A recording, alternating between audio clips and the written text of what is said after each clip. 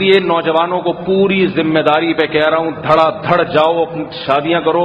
مجھے پتا ہے بہت سے لوگوں کو یہاں غصہ آ رہا ہوگا کہ ہماری اولادوں کو بگاڑ رہا ہے، آنے دے غصہ، میں پرواہ نہیں کرتا، کیونکہ خدا کی قسم میرا دل چاہتا ہے میں کشکول لے کے کھڑا ہوں آپ کے سامنے، روؤں آپ کے سامنے، ہاتھ جوڑوں۔ شریف خاندانوں کے گھروں میں جو زنا ہو رہا ہے اور جس طرح اولاد زنا کی طرف مائل ہو رہی ہے، اللہ کا واسطہ دے کے کہتا ہوں، اللہ کا واسطہ دے کے کہ اپنی اولاد کو جہنم کی آگ سے بچاؤ تم۔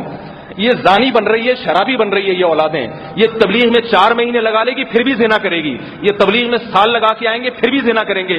اللہ نے زنا سے بچنے کے لیے تبلیغ کا راستہ نہیں دیا، شادی کا راستہ دیا ہے۔ خانقاہوں میں بیٹھ کے بھی یہ زنا کرے گا، خدا کی قسم زنا کرے گا یہ، کیونکہ اللہ نے زنا سے بچنے کے لیے شادی اور نکاح کا راستہ دیا ہے، خانقاہوں کا محاسبہ مراقبوں کا راستہ نہیں دیا۔ قرآن میں جہاں بھی زنا سے بچنے کا حکم ہے آگے شادی کا حکم ہے۔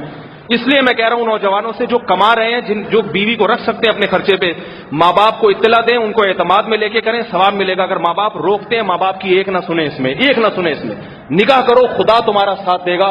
اور محمد صلی اللہ علیہ وسلم نے فرمایا 3 آدمیوں کی مدد اللہ نے اپنے ذمے لی ہے۔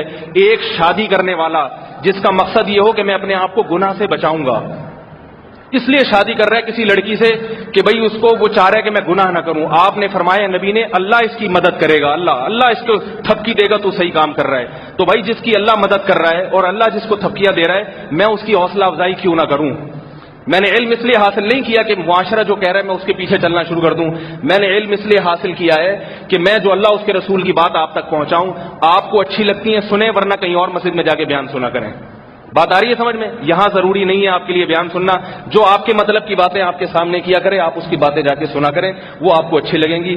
ہمارے پاس آنا ہے تو ہم وہ باتیں کریں گے جو ہماری سمجھ میں آ رہی ہیں۔